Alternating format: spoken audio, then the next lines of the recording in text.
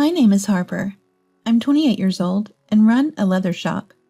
I married Lucas, a customer who ordered a wallet for my workshop 4 years ago.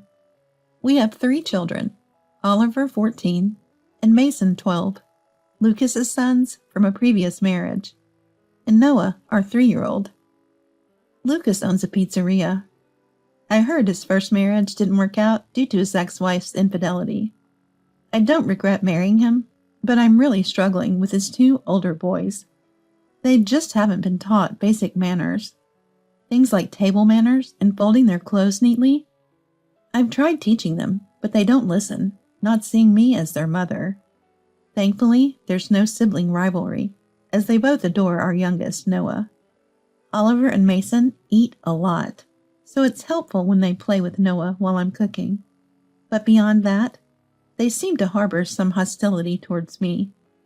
Their speech and thought patterns are just like their father, Lucas. I thought I was marrying a reliable leader before our wedding, but he became more commanding after we tied the knot.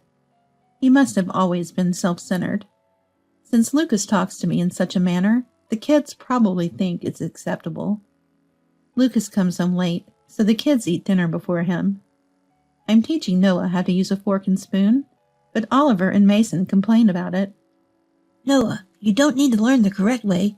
As long as you can eat, it's fine. That's right, you can't eat like me with any style. This makes it hard for Noah to practice. For Noah, holding it correctly looks cooler. In private, I encourage him, and we continue practicing slowly. However, the one thing the kids look forward to is Parents' Day at school. They seem proud to have a young mom. They check what I'll wear and how my hair will be styled for Parents' Day. After it's over, they wait for me and make a show of our close relationship, but in a soft voice. We call you Mom, but we don't consider you our mother, they always say. I reply, okay, I'll keep trying until you accept me. I plan to raise them equally with Noah. Lately, Oliver, maybe in his rebellious phase, seems to disdain me, almost like he sees me as a servant. I feel a growing distance between us.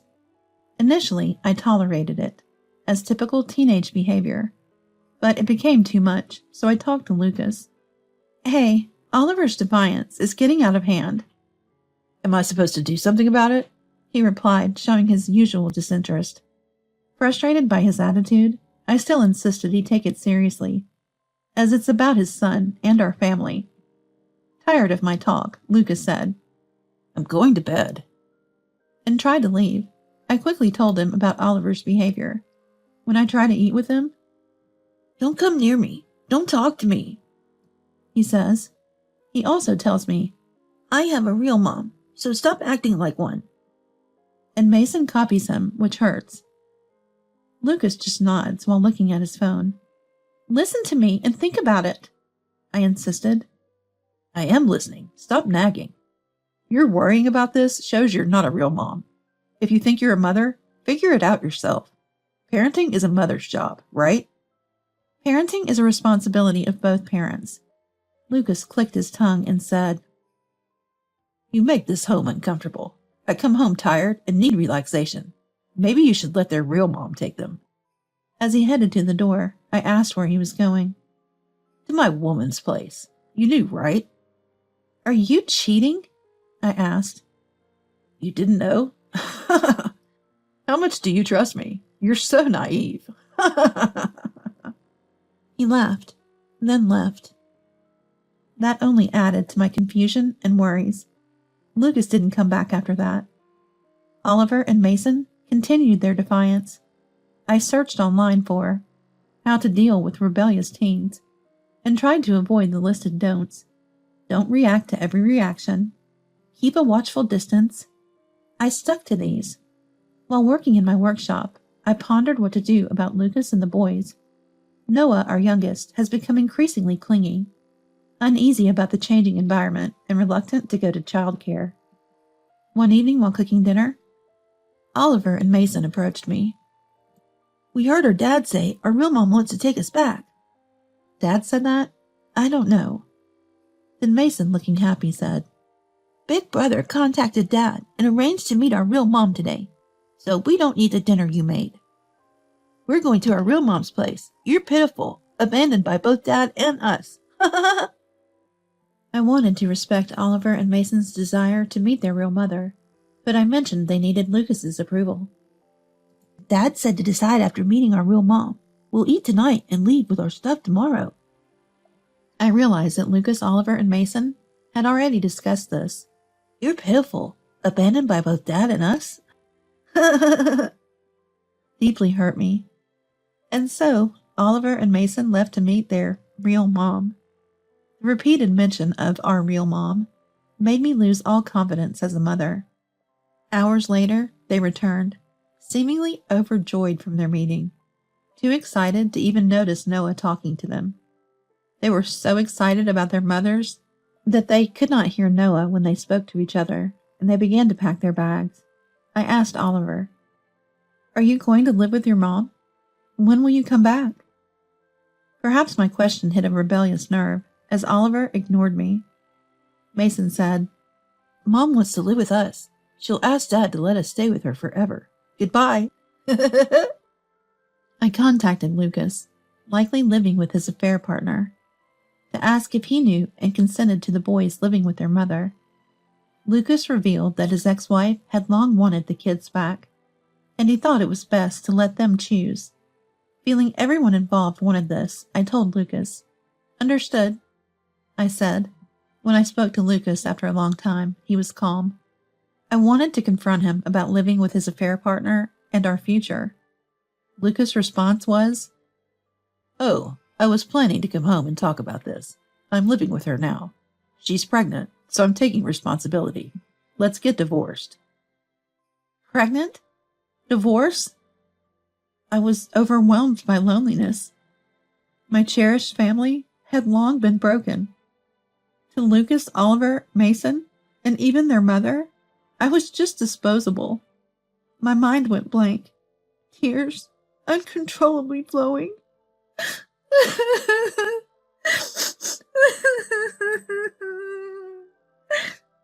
I had considered overlooking the affair for the kids, but a pregnancy was too much. Realizing I was unloved in this marriage, my heart ached. For hours, my memory was a blur, filled with tears. I tried to stand, but my ears rang, muffling all sounds. Thankfully, during this time, Noah had stayed by my side, asleep holding my hand.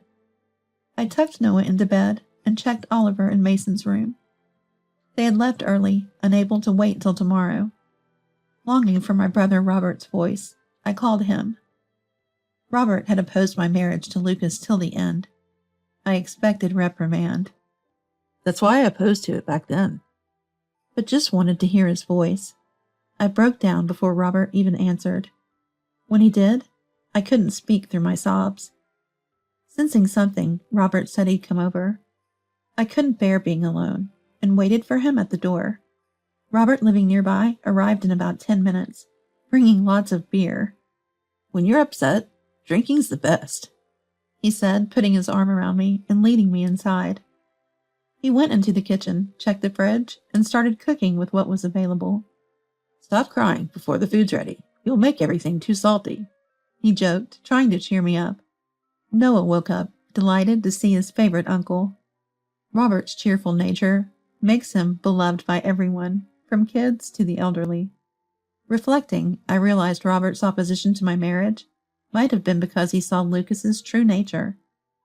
Thanks to Robert, I stopped crying and regained some calm. Robert brought the food and beer to the table. He told me to sit across from him, so I did. Noah naturally sat on Robert's lap, being affectionate.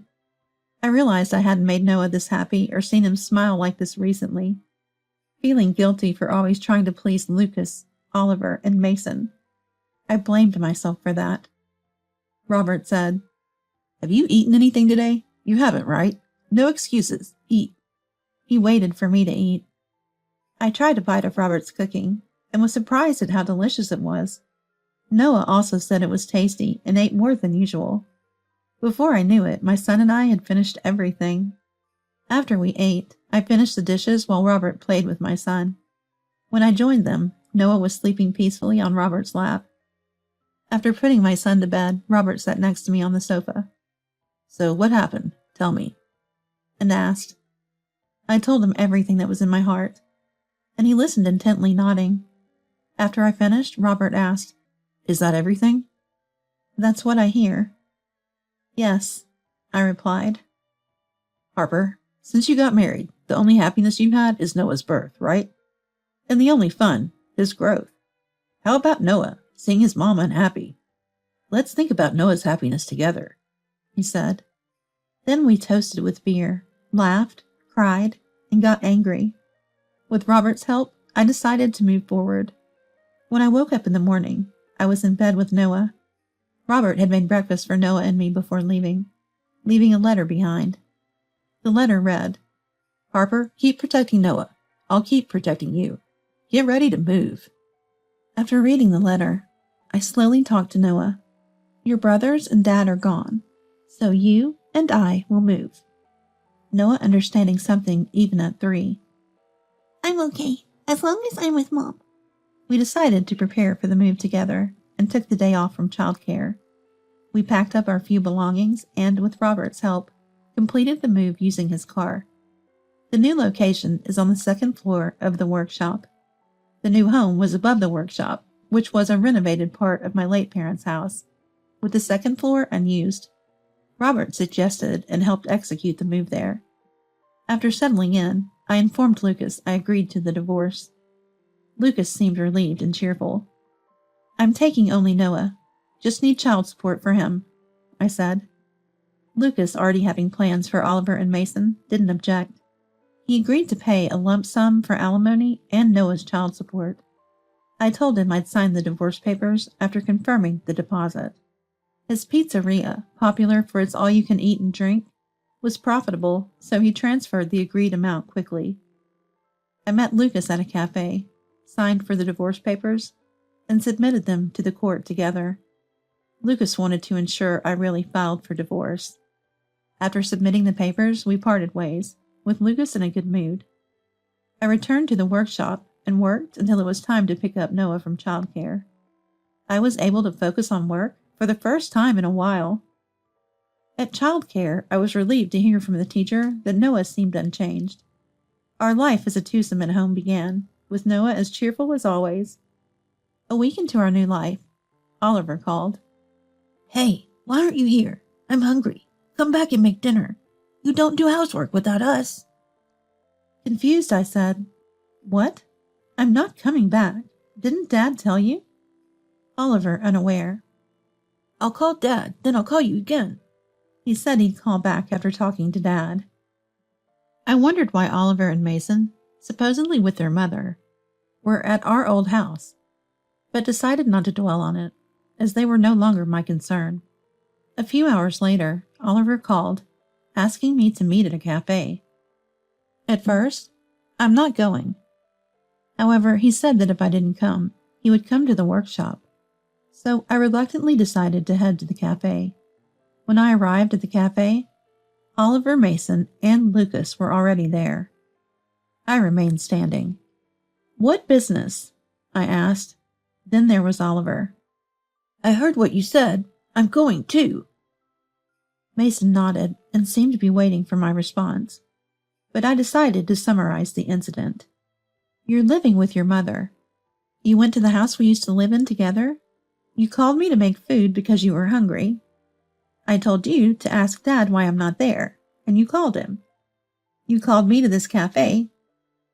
Is that okay? So what's the reason?" I asked, and Oliver started to tell his story rapidly. They lived with their mother, but she dumped all the housework on him and Mason and did nothing herself. Sometimes her boyfriend would come over, making them feel uncomfortable. They were told not to go to high school, but to work and contribute money to the house immediately. Regretting their decision, they ran away from their mother's house and returned to their old home, only to find it messy with laundry, dishes, and trash everywhere, leading him to call me in frustration. He called his dad, as I suggested, and learned about our divorce for the first time.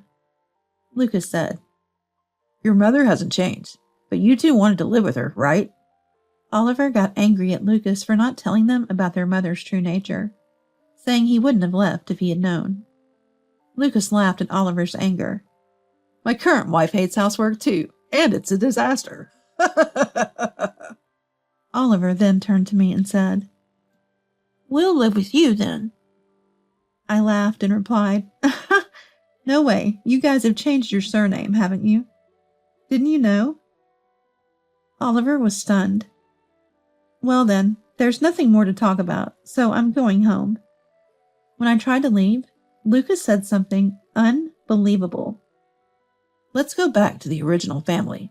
Harper, you and the boys can come back. I'll kick out my current wife, since she's unfit. Oliver and Mason looked at me expectantly, waiting for my answer. After sighing, I said, I only need Noah as my family. Remember what you did to me? Can you really say that after recalling everything? Who would want to return to that hell? And finally, with more anger than I expected, I said, Enough of your jokes. Now it's my turn to leave you behind. I left the cafe. As the door closed behind me, I heard the sound of glass breaking, Oliver's yelling, and Lucas shouting, Stop! I didn't look back and went home. Since then, I've had no contact from Oliver or Lucas, and I'm living happily with Noah. I asked the cafe owner what happened after that incident. The police came due to the family fight, and both father and son were taken away. The owner billed them for damages and got paid. I also learned about Lucas, Oliver, and Mason's current situation. Lucas apparently cheated again and left home. He ran his business poorly, causing food poisoning, and had to close down. Oliver and Mason went back to their mother. Lucas's new wife, who was after his money, disappeared when the money ran out. Her pregnancy was a lie. Thinking about how I was once part of such a troubled family makes me shudder. I could only be grateful to Robert for rescuing us. Thank you, Robert.